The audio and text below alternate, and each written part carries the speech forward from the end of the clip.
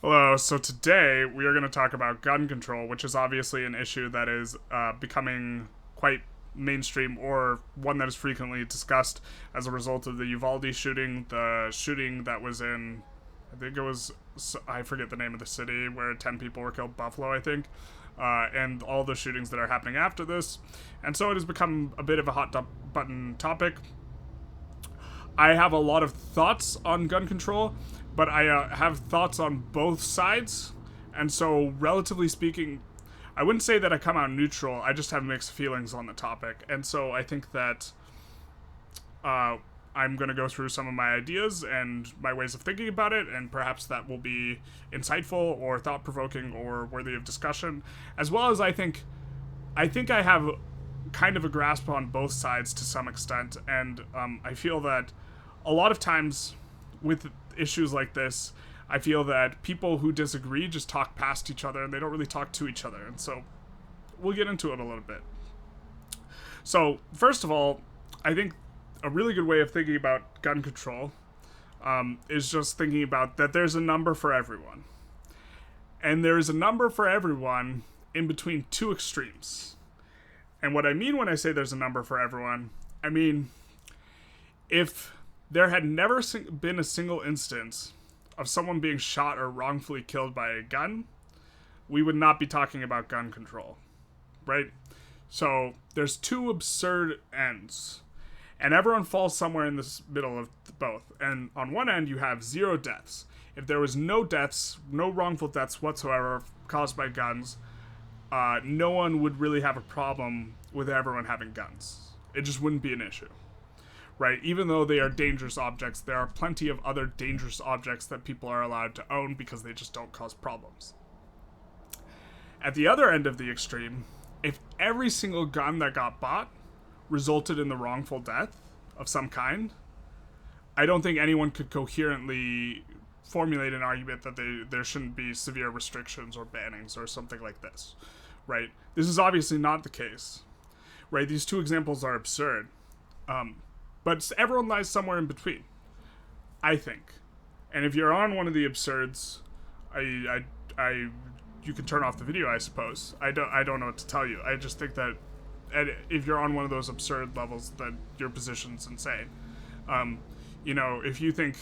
If there's a 100% correlation between every gun that gets purchased and a wrongful death, you just it's clear, that's what causation. Well, it's not causation, but it's Okay, so first of all, we're gonna go through the arguments, and so, or second of all, I suppose, because I've already talked about there's a number principle, and that is the arguments for and against gun control or increased gun control. There's a lot of ways to capture this, and there's perhaps more nuanced ways of saying it that I might say it, but we'll start off with the arguments that are against guns or for gun control. And so the biggest one is that it causes an increase in deaths. And this is the evidence to support this, when I've looked at it, seems quite strong. Every government that cracks down on gun ownership has a decrease in murders, and it's a pretty large decrease. And second of all, and this is kind of this is evidence that often or is getting thrown out a lot now, is that gun control or guns are the leading cause of death amongst children. They passed in the United States, and it passed accidents, I think auto accidents, in 2019. So now it's the leading cause. Now, 2/3 of these are murders. 1/3 is suicide/accident, and so this includes a wide range of stuff. Doesn't include a very, very small proportion of these deaths are from mass shootings. And so I think that this statistic is often invoked in a disingenuous way, where you're implying that all these kids are dying to mass shootings. But if you just ban the AR-15s, that actually won't get rid of most of the deaths of the children, from what I can tell looking at the statistics. And so a lot of statistics for this entire, on both sides, get used in a bit of a disingenuous way. But it is the leading cause of death among kids today, which it just seems like that shouldn't be the leading cause of death. But if you look at all cause mortality for kids, I think it's down. I remember looking at the graph, and most of the death causes sloped down, while the gun deaths sloped up. And so it looked like overall deaths were down. But this isn't a reason to not ban guns, but it's just... Okay, so that's like the first major argument is you would just decrease deaths by banning guns, which does seem to be the case. I think a strong counter-argument to this type of point is it also seems to be the case that violence on TV causes more violence. Like if you look at Bandura and the Bobo doll studies, kids will emulate what they see. I'm fairly confident you could create a link so one of the problems is they don't have experimental designs of studies designed to make children more violent because they're not considered ethical to conduct, and so a lot of it's correlative evidence. But I'm very confident that more violence on TV will lead to more violence, and it's not in a one-to-one direct causation way. In the same way, because most kids who watch violence don't turn out violent and don't go on mass shooting sprees, right? The enormous majority. But it's also true that the majority of people who buy guns don't go on shooting rampages either, by like an enormous majority. And so it's a matter of you can make the more deaths argument, but if you're going to make it in a good faith way, perhaps you should apply it to everything that increases gun deaths. Or perhaps there's more nuance needed. Anyways, so there's that. The second argument against guns or for gun control is generally the context of the Second Amendment. And I think this argument's a lot better. The context of the Second Amendment was when muskets were around, right? And when they were talking about bearing arms, they were talking about muskets. And so I think for someone to say that the Founding Fathers, I don't think you can extrapolate that the Founding Fathers were for the right to bear particular arms that they did not know would exist or did exist, right? I think you could apply it to muskets. And so I think I find this argument more convincing that perhaps the Second Amendment needs some changing because it was created in a world that the military technology was vastly different, right?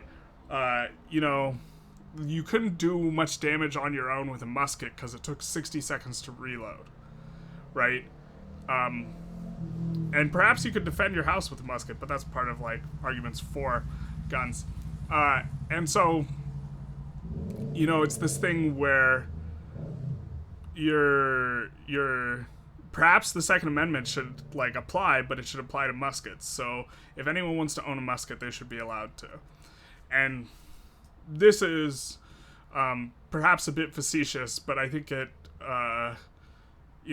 hits it's closer, I think, to you can't put the Founding Fathers' intentions into modern day stuff because they didn't have modern day stuff, and so you have to like read for context.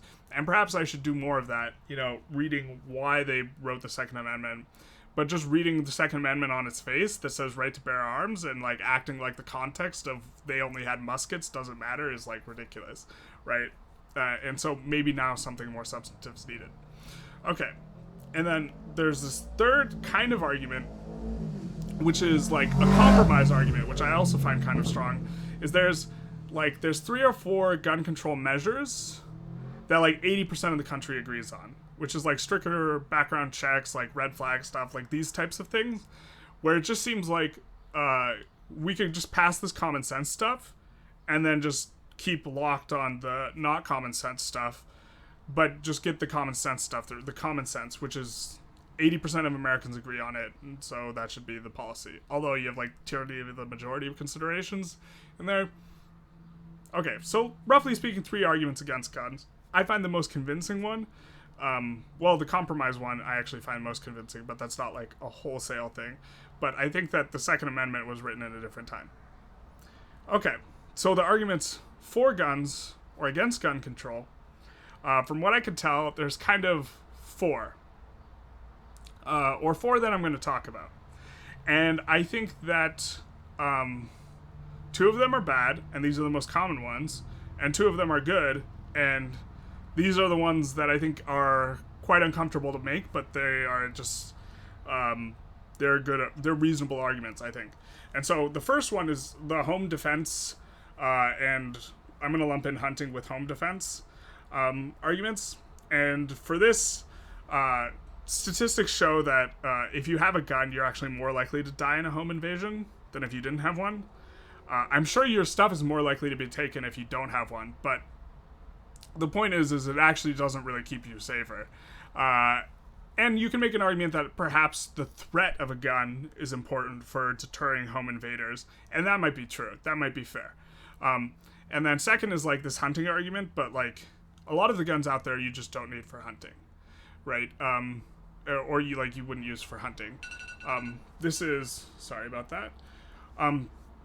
In the broader context, well, we'll get to that later. And so I don't think that this argument is particularly good, but okay. If you wanted to say that you shouldn't allow the rifles, but you should allow the high-end guns, I think this argument is a good place to look at, where you're allowing like low magazine rifles and handguns. If this is your logic, this is kind of where you should go, I think. And the second argument is opposing tyranny. And I think this argument is in especially bad faith, and not very good at all, because it implies that with semi-automatic weapons, someone could manage to oppose the United States military, which I think is absurd. Even if there was a well-organized resistance movement, I just don't think that's enough. You would need to have like anti-tank weapons and anti-air. Like if you were to have it entirely like with small arms. I'm not an expert on like military tactics, but like and maybe someone could explain why I'm wrong and why like small arms would be sufficient to oppose the United States military, but I'm not biting on that. And so I think if this is the argument you are making about guns, that you need them in order to oppose tyranny, I think you need to be doing something different, which is I think you should be trying to legalize RPGs and various other much more significant ordinances. And I don't see anyone out there doing that, and I think that's because they don't want Billy down the street having an RPG because it makes them feel unsafe, which I think is, yeah. Like, I do not like the idea that someone could just RPG my house, right? RPG's rocket-propelled grenade. And so it's this argument where, like, on its face, it sounds very American because it's like we stuck it to the Brits because we were against tyranny or whatever in '76. But I don't think this argument holds up. I think back, when the Second Amendment was made, muskets were enough to create a substantive insurgency against the government. I don't think AR-15s are even close to enough. And maybe someone can explain why I'm wrong. But I think if this is your argument, you should be actually looking to expand what weapons are legal. And maybe that's like what you should do. But I don't think it's coherent in we just need to stay. I don't think it's a status quo argument, is what I'm saying. Okay, so the arguments I think are good. The first is, in effect, kind of what you are doing when you are banning something, is you are punishing people who have yet to misuse it for misusing it, in some sense. This is what you do when you ban something. And I think, in general, you want to give people the opportunities to misuse something before you take it away from them, with the caveat of, if it's just too destructive to allow them to use it at all, then you should disallow it. And so the question is to what extent are guns on this spectrum? I would be interested in seeing the statistics of what percentage of guns end up getting used in a wrongful death, like within the first 10 years of ownership of the gun, or something like this. And I would imagine that the number is quite low. Also, a lot of the bannings specifically targeted at AR-15s, I think we can come back to this later when we talk about the news, but I don't think that banning the AR-15s would significantly reduce deaths by mass shooting. And maybe some sort of expert could explain to me why I'm wrong, but it seems to be the case to me that even if you have a handgun or two handguns, you can still kill a lot of people with just that. And because they're both semi-automatic, and they would just because the AR-15 is a weapon of choice does not mean that it is going to be the thing that is driving it. And so, like, perhaps you just need to ban all the guns, which a lot of countries have gone that route and have been very effective at reducing deaths. But it seems that if you were to ban the AR-15s, you would just marginally decrease the number of deaths by mass shootings. I don't think you would eliminate the mass shootings, and I don't think, like, the pistols are semi-automatic too, so you might go from, 19 deaths to 17 deaths. And it's like, you ask yourself, okay, so in the aggregate, how many deaths is this a year? And, like, is this, like, worth banning something? And the second argument that I think is good, that is pro-gun, is just like a liberty-freedom type of argument, which is that people should be allowed to do what they want. And if they do something wrong, then they should be punished for doing something wrong. But until they do something wrong, this type of argument I find compelling, and it's a matter of thinking about stuff in terms of externalities, which we can get to when we talk about, like, solutions. But I find this type of it seems like no one wants to make this type of argument that we should just be allowed to have guns because we like them. I personally don't like them, and I don't own a gun, but I'm just if someone tells me that they have a gun because they like it, I think that's a fine argument. The thing is what happens in terms of the discourse is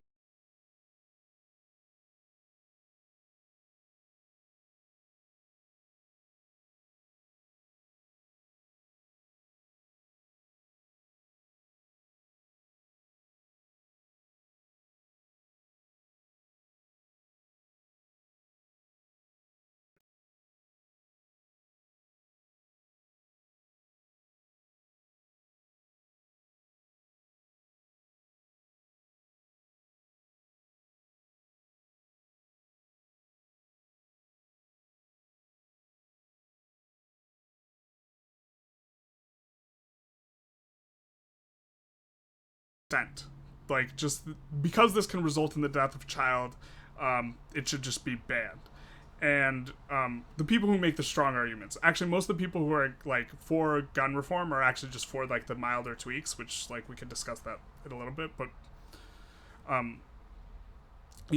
the people who are really for the harsh bans, I don't think those types of arguments are in very good faith, because there's a lot of stuff that kills kids, and if we banned everything that was a choking hazard, that's also, like, not solving the problem. They're like toys that are, like, dangerous. I'm sure Lego has caused a non-zero amount of deaths by children swallowing them, but we don't want to ban Legos, or maybe we do. But the point is there's, like, a number, and what type of number is acceptable. And I think I would be a fan of people actually committing to, like, a number per capita they think is acceptable. And if they can't commit to a number that they think is acceptable, they shouldn't impose any sort of, banning or restrictions on guns if they are, like, pro-gun. If you can't come up with a number, then you shouldn't be allowed to oppose restrictions. And if you are against guns and you can't come up with a number, then you shouldn't be allowed to complain. Because if you are against guns and the people owning guns can somehow keep it under the unacceptable number, then you're fine, right? But people don't want to put a number to it, which kind of leads into the discussion, which I think talking a little bit about solutions in terms of thinking about the gun deaths in terms of externalities, which is how an economist would do it, which is very detached, and no one likes to do this in terms of, no one likes to put numbers on lives, but when you are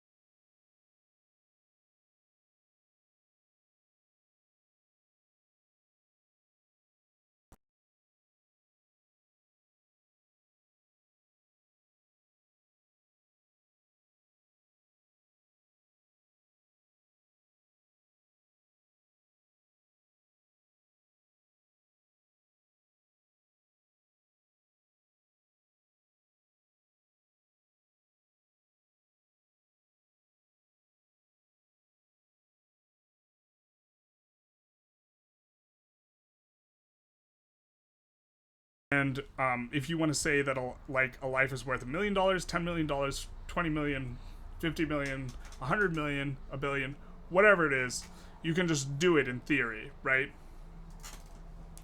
And so then once you're there, you don't have to ban guns necessarily. You can instead use market forces to account for the externalities, which this solution seems unpalatable to everyone, but I'm just suggesting it's a potential solution. It seems unpalatable to the people who are pro-gun because it's going to make the guns a lot more expensive. And it seems unpalatable to the people anti-gun because you're just putting a number on people's lives and you're basically saying, if you are willing to pay this tax, you're willing to kill this person, which is not how it works. Because you're willing to increase the risk that this event might happen.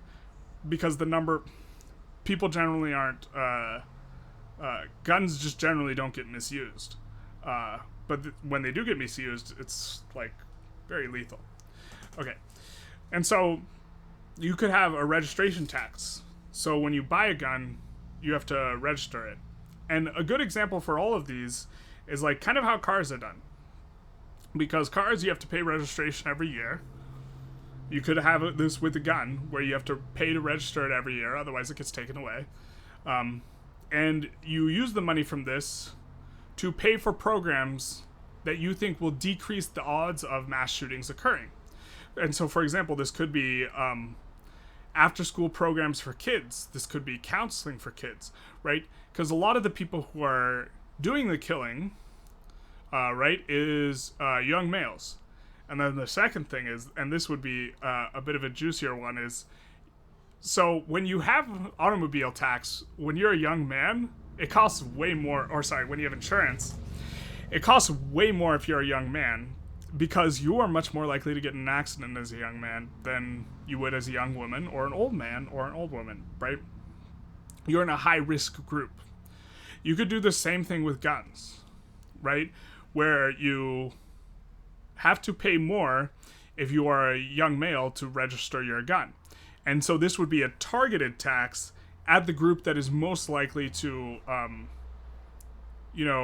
engage in this crime. I think that generally speaking, this would not be as good for like a registration fee as much as like upfront buying, making it cost prohibitive for younger people to buy guns. Or if there is a young adult male in your household, you could have this sort of tax. And if you think that this is too complicated, this is what gets done with cars.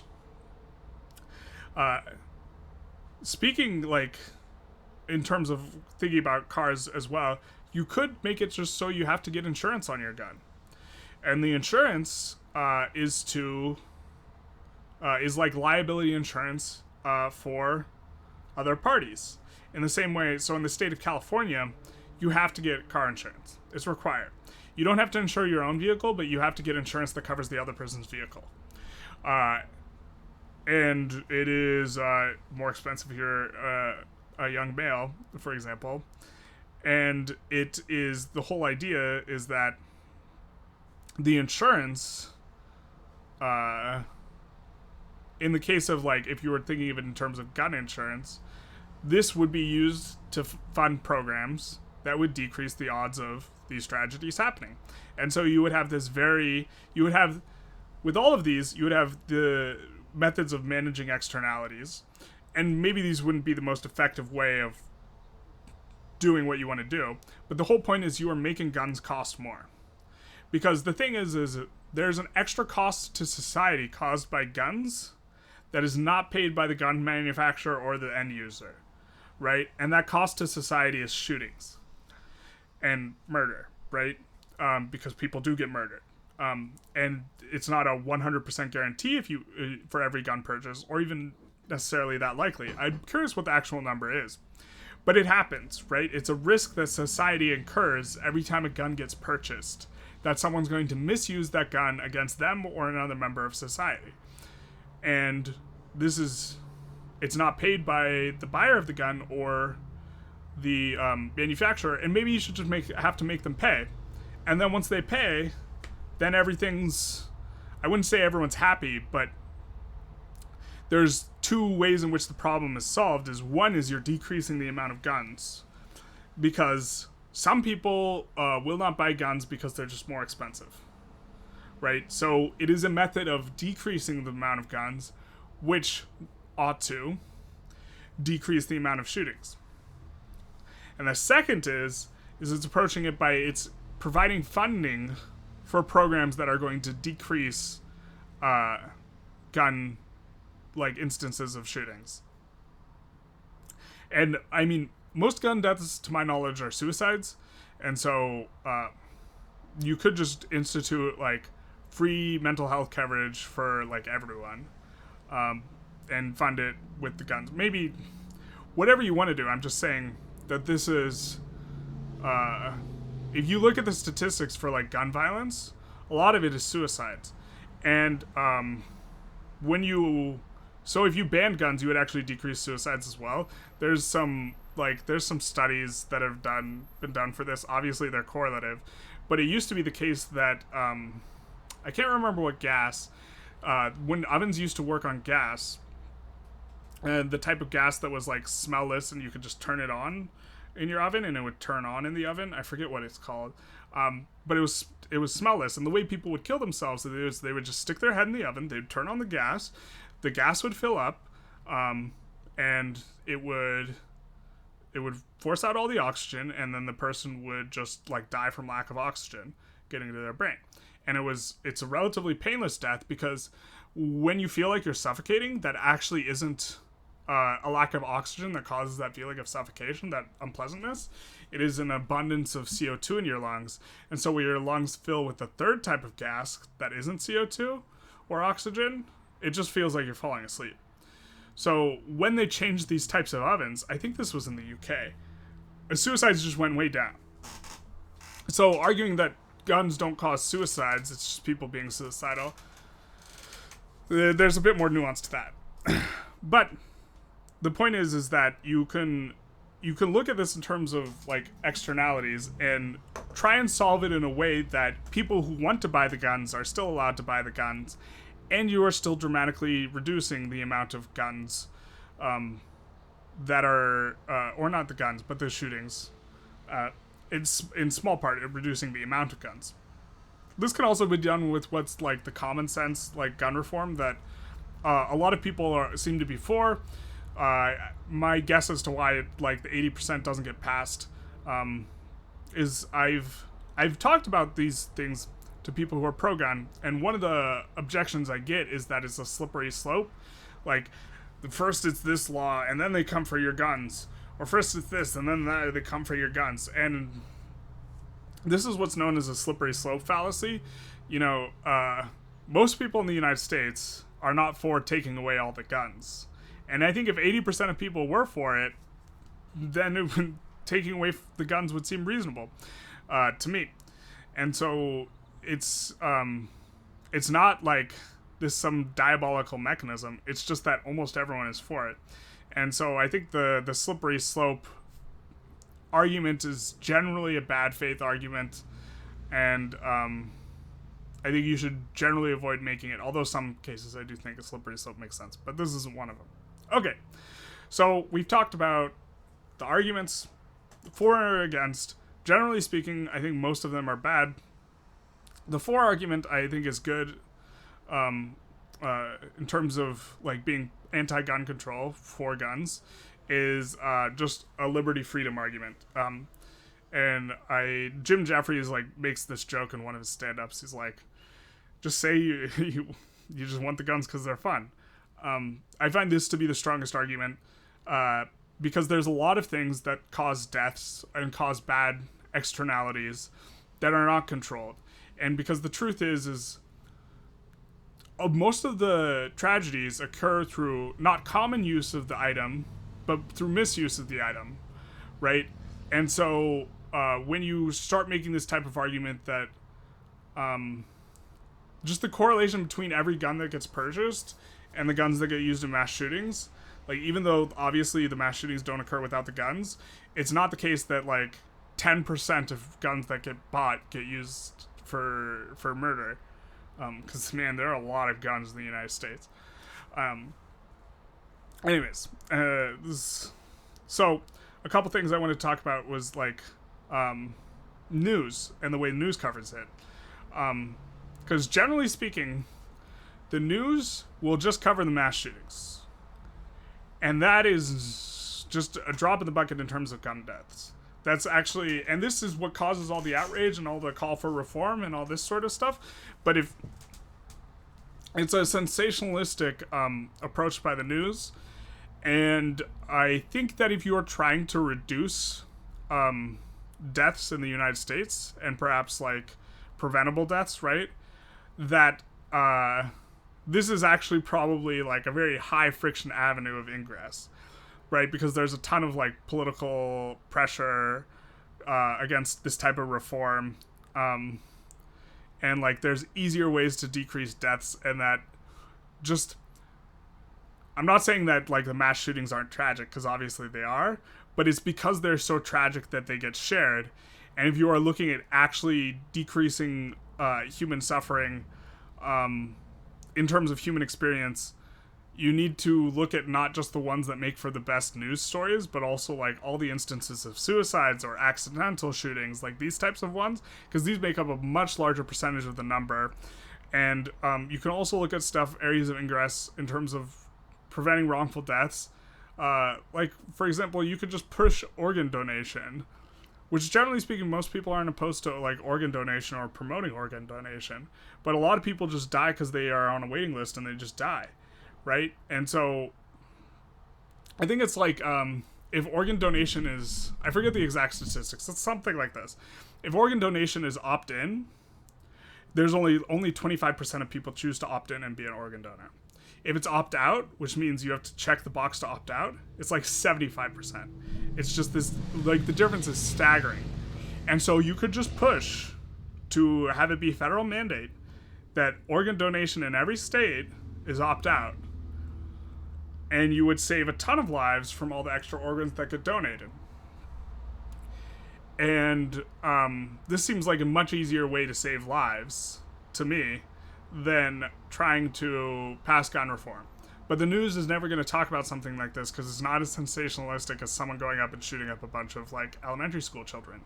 And the news has a bias to like sensationalism, and that this becomes a topic every time that there's a mass shooting, but not every time like the quarterly statistics on like gun deaths get posted. I don't know. It's I think that if you are in good faith, if you just like tabula rasa, you don't have any ideas whatsoever to start with in terms of how you are going to make this country decrease wrongful deaths, and then you just are looking for the best way to do it. I don't think the easiest way to do it is through gun control.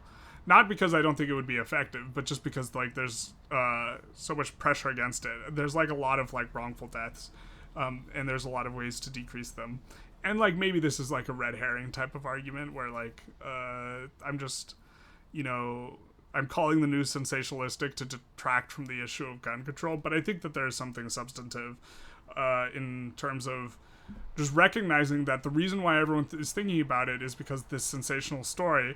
And while 19 deaths are tragic, like if you are looking at it from a numbers perspective, there's a lot more than 19 people dying in a whole bunch of different ways. And if you like, it's obvious. I feel like I diminish what happens when I talk about it like this, but like if you are just like approaching it from a numbers perspective, you don't pay as much, you shouldn't pay as much attention to the mass shootings, is what I'm saying, in terms of like the wrongful deaths, and even the wrongful deaths caused by guns. Most of the gun deaths are handguns, and so even the people who want reform should be less focused on the AR-15s or the assault-style weapons and more focused on making sure that the wrong people don't get the guns. And this should be the like primary concern, because it's not, the type of gun is not the primary driver. Also, in all of this, there is this like larger problem of, one, like all the guns are already out, or like a ton of guns are already out there, and two, we are reaching a point where technologically speaking, you can like 3D print guns, or gun parts. Like you can 3D print bump stocks, and so like you ban the bump stocks, but then you can like 3D print them. So like, it's this weird type of, and maybe this like shouldn't be a concern, but it's just something to think about, that like is it's an being able to keep stuff out of people's hands is like an ever receding horizon, where eventually people can be just really destructive if they want to, and you have to solve like the underlying issues, rather than just like trying to take away the stuff they can be destructive with, because they eventually like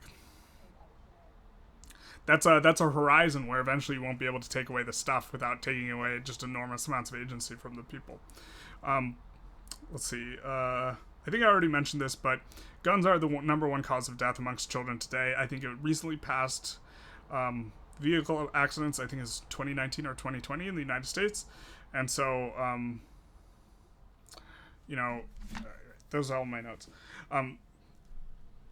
It's not, before, when people would talk about gun deaths, like, I don't know, 10 years ago, I was kind of like, well, I don't think it's like a large cause of deaths, and certainly the mass shootings still aren't. It's just gun deaths as a whole, but now it's the number one cause of death. And so, if I started off talking about there's a number, right? And I think if it being the number one cause of death,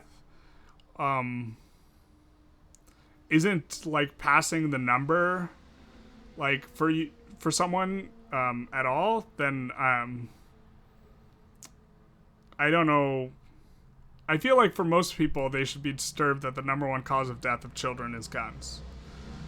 I think that statistic should be disturbing, that in the United States. And so, so 1/3 of that is accidents and suicides, I think, and 2/3 is murders, and most of those murders are just they're handguns, and they're not mass shootings, and like you can qualify it in all these ways, but it's still the case that the number one cause of children's deaths is guns, and it's not like automobile accidents or whatever else is like tragedy at the like circus or whatever, and so it's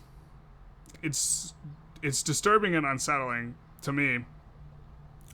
And if that doesn't, and perhaps you could think of it in terms of like there's a number, and that number is the percentage in terms of chance of causing a child's death, or percentage of the pie of children's deaths or something like this, where you just like don't let something pass it, or if it does pass it, then you try and get a handle on that. And you could also in regards to like the car registration type of way of thinking, you can just say if there's a gun in the house with a child, you have to pay way more for the registration every year, or the insurance, or whatever it is, whatever mechanism you want to use to try and use market forces to regulate. You could just make it much more costly to have a gun if you have a child, and this would decrease like wrongful deaths in a lot of different ways, because to some degree, people always say, oh, your child's your responsibility, you need to lock your guns up and like keep them away from your children, and like raise your kid right, and like these types of things. But to some degree, parents are not 100% responsible for their children's behavior, and children are smart. They can figure out a way to get to the guns, and so like maybe it should just be harder to have a gun in a house with a kid, and that not having a gun is maybe a sacrifice you need to make when you have a kid. This sort of thing. I really don't. For me, that's an empirical question rather than like a liberty question, because, well, I mean, it's a number, right? I don't know to what extent having a kid in your house increases the odds of having a shooting fatality, but if it's extremely high, then like obviously there's a problem. I don't know what it is though, and I don't want to. I think it's increased, but I don't know if it's by a large enough amount that it should lead to any sort of regulation. Generally, I don't think people should be protected from themselves. And I also think adults should be allowed to commit suicide, and so I don't think that is a substantive. I have mixed feelings on the people decreasing gun deaths by decreasing suicides. But decreasing through decreasing murder is definitely seems like a good thing because those people did not consent to be killed. If anyone else has any thoughts on the matter or on these arguments, especially why I might be wrong in some of these, most of what I've said is I don't like the arguments because generally speaking, I think a lot of them are just like post hoc justifications that sound nice but aren't like really a structured way. Like you either want guns banned or you don't want them banned, and like I think most people haven't thought that critically and they just find whichever argument sounds best and then they say that's their perspective.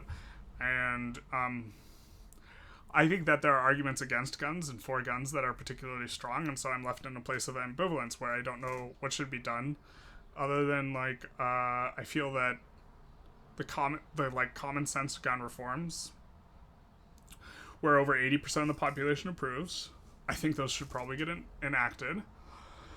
And other than that, I think that the statistic is extremely alarming, which I've already like mentioned multiple times. And because of that, you should introduce some sort of market mechanism that is trying to correct it, or government-funded programs that are trying to correct it, whether that's like taxing gun sales or gun ownership or something like this and using it to pay for like after-school programs, boys and girls clubs, these types of things. You know, which you can do without banning any of the guns is what I'm getting at. This seems to be a good sort of compromise that uses tools, and like I think I can imagine both sides not liking the compromise, which to me kind of just makes it sound like a better compromise, because people won't want to pay more money for their guns, but they'll still be allowed to get the guns they want to buy. And then people won't like that the guns aren't being banned that are used in mass shootings, but if the mass shootings number is going down tremendously, like how much do you care? Like, let's say there's 1,000 mass shootings a year, and they're done with AR-15s and they kill 20 person in a mass shooting. Okay, let's say you ban AR-15s and then there's still 1,000 shootings. They're done with handguns and they kill 18 people a year. It's like, have you really done that much?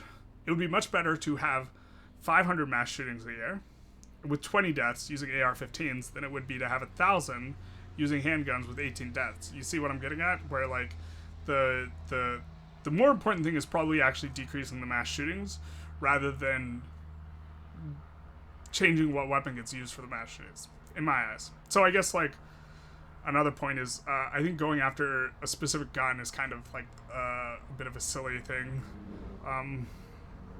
considering, to my knowledge, and please correct me if I'm wrong on this, all automatic weapons, and I don't mean assault style, I mean all automatic weapons are banned in the United States in every state. And that would be a substantive difference, but seeing as they're all banned, it's just a matter of they're all semi-automatic. You pull the trigger, a bullet comes out, and then people want to talk about magazine sizes, and then, but like, you can 3D print bigger magazines, like, and like, okay, like a 3D printer's cost prohibitive, so maybe that's like a market mechanism of sorts, but anyways, I think I'm starting to ramble. So, if you have any thoughts on any of the arguments I put forth, or any arguments you thought I missed that are like common within the cultural, like, I think I covered the common ones, the ones I hear all the time. But if you think I missed one, feel free to put it in the comments and I will respond what I think of the argument. Generally speaking, as is evident, I don't find many of the arguments good. The only one I find particularly good is like a freedom type argument, that is like for letting people buy what they want to buy, and then also a anti-Second Amendment. It's not really anti-Second Amendment type argument, but an argument that the Second Amendment was written in a completely different context than exists today, so it should not be interpreted as applying to the guns of today, but instead applying to the types of guns that were around when it was written. And so I have no problem with one-shot magazines, which is effectively like what muskets were, or if people want to own muskets, because you can't do a tremendous amount of damage with muskets. Muskets were also really inaccurate. just not a very good weapon unless you could organize. So like muskets weren't accurate at all, that accurate, and I think they might have had like stuff a little bit more accurate than muskets. I'm not really an expert on the firearms business, but my remembrance of military history and military technologies, muskets were really inaccurate. They took like a minute to reload. So if you try and kill someone with a musket and you miss, you maybe get one more shot at him, but that's it, right? And so, or then you switch to your pistol, and if you miss too, that sucks. And so it would take an organized effort to do a lot of damage, because when you have 100 muskets firing at a group of people, you're going to hit a lot of people, right? And so, it seems that if you can get an organized group to do quite a bit of damage in the context of like what 1776 looked like, and this allowed militias to exist such that they could be able to do something substantive. But now, one person can do an enormous amount of damage. And I've heard some of the arguments, well, like, oh, someone could do a lot of damage with a car too. Well, like, cars weren't around when the Second Amendment was written either. Like, it's a matter of you take what is to be important about the Second Amendment, and then you try and figure out if there's a way to reconcile it with the increased risk of having weapons available. And if the point is to oppose tyranny, then you need to, like, legalize mortars and artillery and, like, anti-air and bazookas and all this stuff, because that's what you would need to be able to oppose tyranny. And if that's not the point, if the point is hunting, then, like, you have to ask yourself, what do you need for hunting? And if the point is recreation and fun, then you just allow as much as you can that can't cause enormous amounts of damage. Which, at this current juncture, that interpretation seems to be semi-automatics. Anyway, you disallowing automatics. Anyways, I doubt anyone will get this far. If you've gotten this far, give yourself a pat on the back, and have a good one.